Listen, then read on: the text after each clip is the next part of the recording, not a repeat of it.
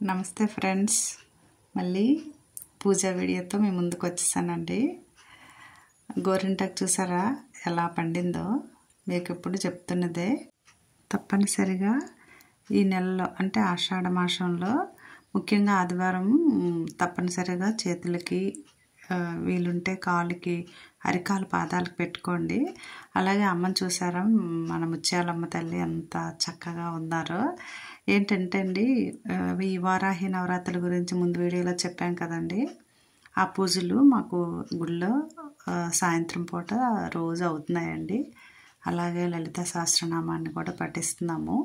అలా చూస్తూ అమ్మని కూడా దర్శనం చేసుకోండి. మా ముత్యాలమ్మ తల్లి చాలా సత్యమైన తల్లి అండి. మమ్మల్ని అందరినీ కాపాడి ప్రతిరోజు అమ్మ దర్శనానికి మాకు తీసుకొస్తుంది. ఎంత ఆనందంగా ఉందండి. అలాగే ఈ ఆషాఢంలో మనకి ఒక ప్రత్యేకమైనది ఏంటంటే, పూరిలో జగన్నాథ స్వామి రథయాత్ర కదండి. ఆ స్వామిని దర్శించుకుంటే చాలా మంచిదండి. ఇంకా నేను ఇంటి దగ్గరే అమ్మ ఆది జగదంబ తల్లిని ఇలాగా దీపారాధన చేసుకున్నానండి. ఫ్రెండ్స్, ఇప్పటికైనా మీరైనా సరే ఇలాగా అమ్మని తలుచుకుంటూ దీపారాధన చేసుకోండి. అమ్మ కరుణ కటాక్షాలు మనకు తప్పకుండా ఇస్తుంది. నిజం అండి. మనం ఎన్ని పూజలు చేసినా ఏం చేసినా మనసు నిర్మలంగా ఉంచుకోవాలండి. అలా ఉంచుకుంటే మనకి ఎంతో ఆనందంగా ఉంటుంది. ఎన్ని ఉన్నా సరే మనసును ప్రశాంతంగా ఉంచుకొని దీపారాధన చేసుకోండి. ఆనందమే వేరు, ఆరోగ్యం కూడా ఉంటుంది. అయితే ఇంకా మనకి నెలలో వచ్చే పర్వదినాలు కొన్ని చెప్పుకుందాము. అవి ఏంటంటే ఆషాఢ శుద్ధ విధి అండి. అలాగే ఆషాఢ శుద్ధ పౌర్ణమి. అలాగే ఇంకా మనకి ఈ నెలలో వచ్చేవి కొందరు మన సైడ్ కూడా చేసుకుంటారు, తెలంగాణ వైపు చేసుకుంటారండి. బోనాలు పండగ అమ్మవారిని చాలా చక్కగా కొలుచుకొని పూజలు చేసుకుంటారండి. ఇంకా ఏంటంటే మనకి ఆషాఢ శుద్ధ విధి రోజున జగన్నాటక సూత్రధారి అయిన మహావిష్ణువుని కొలువుదీరి సుభద్ర బలభద్రులతో కలిసి దర్శనమిస్తారు కదండి. ఇలాంటి అరుదైన క్షేత్రం మనకు అందరికీ తెలిసిందే కదండి, పూరి జగన్నాథుడి ఆలయం. ఈ స్వామికి ఏడాదికి ఒకసారి అంగరంగ వైభవంగా రథయాత్ర చేస్తారండి. ఇదే రోజు ఈసారి మొన్న జూన్ 27వ తేదీనే మొదలైపోయింది కదండి. జూలై 5వ తేదీతో ముగిస్తుందండి. ఇంకా దర్శనం చేసుకోవాలనుకున్న వారం తప్పనిసరిగా మనం వెళ్ళి దర్శనం చేసుకోవచ్చు. చాలా మంచి ఆలయం కదండి. ఎంతో ప్రత్యేకతలు చాలా ఉన్నాయండి. ఈ వీడియోలో వీలుంటే తెలియజేస్తాను మీకు. జగన్నాథ రథయాత్రలో పాల్గొంటే అన్ని తీర్థయాత్రలు మనం చేసిన ఫలితం లభిస్తుందండి. ఇంకో విశేషమైన రోజు ఏంటంటే ఆషాఢ శుద్ధ ఏకాదశి అండి. ఈ ఆషాఢ శుద్ధ ఏకాదశిని తొలి ఏకాదశి అని పేరు కదండి, మనకి తెలిసిందే. ఈ రోజునే శ్రీమన్నారాయణుడు యోగ నిద్రలోకి వెళ్ళి మళ్ళీ 4 నెలల తరువాత, అంటే మనం ఎంతో పవిత్రంగా కొలుచుకునే కార్తీక శుద్ధ ఏకాదశి నాడు మేలుకుంటాడండి. అందుకే దీన్ని శయన ఏకాదశిగాను కూడా పిలుస్తారు. మనకి కార్తీక మాసంలో ఎంతో మనం చక్కగా శివకేశవులను పూజించుకుంటాం కదండి. ఏది ఏమైనా తొలి ఏకాదశి రోజు నాడు ఉపవాసం ఉండి జాగరణ చేసి మర్నాడు విష్ణుమూర్తిని పూజిస్తే సకల శుభాలు కలుగుతాయని మనకి నమ్మకం అండి. ఇవ్వండి, ఇలాగా హారతి ఇచ్చి అమ్మలకి హారతి తీసుకుంటున్నాను. అలాగే తీర్థం కూడా తీసుకుంటున్నానండి.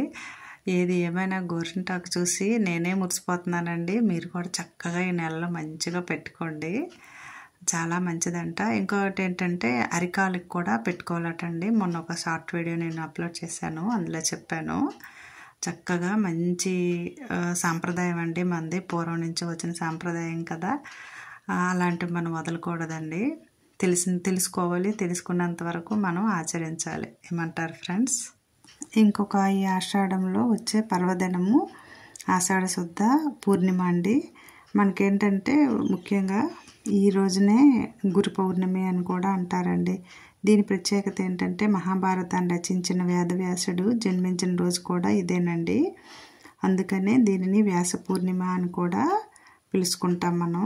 ఇంకా ముఖ్యమైనది ఏంటంటే శివపురాణం ప్రకారము ఆదియోగి ఆది గురువు అయిన పరమేశ్వరుడు ఆషాఢ పూర్ణిమ నాడే సప్త ఋషులకు జ్ఞానాన్ని బోధించారని చెప్తారండి.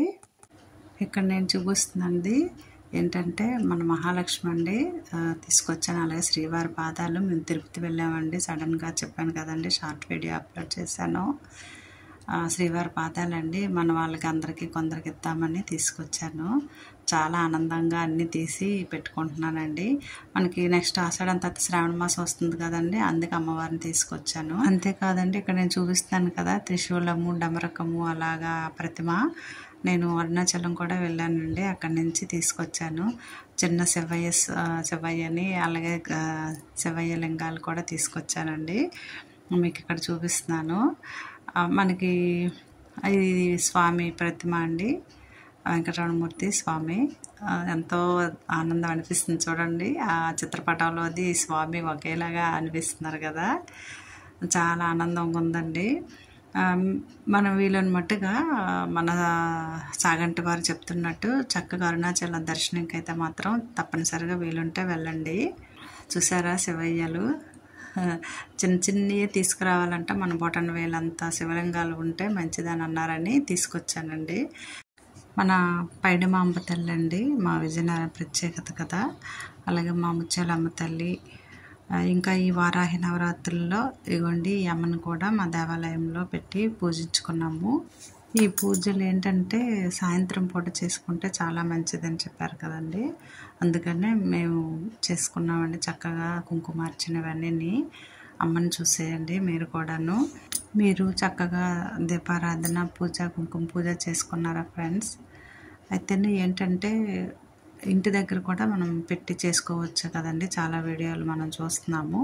కాకపోతే ఈ సంవత్సరమే ప్రారంభించిన వాళ్ళు మాత్రము మూఢం ఉన్నందున ఇంటి దగ్గర చేయకుండా అలా దేవాలయంలో కానీ మనకి తెలిసిన వారు చేసుకుంటారు కదా, మనము అక్కడికి వెళ్ళి మనం అమ్మని ఆరాధన చేసుకోవచ్చండి. ఇలా మనకి పూజలు వస్తూనే ఉంటాయి. ఆనందంతో భక్తితో మనం అలా వీలైనట్టుగా దీపారాధన పూజలు చేసుకుంటే అమ్మ మనందరినీ కాపాడుతుందండి. వీడియో నచ్చితే like, subscribe. Thank you friends.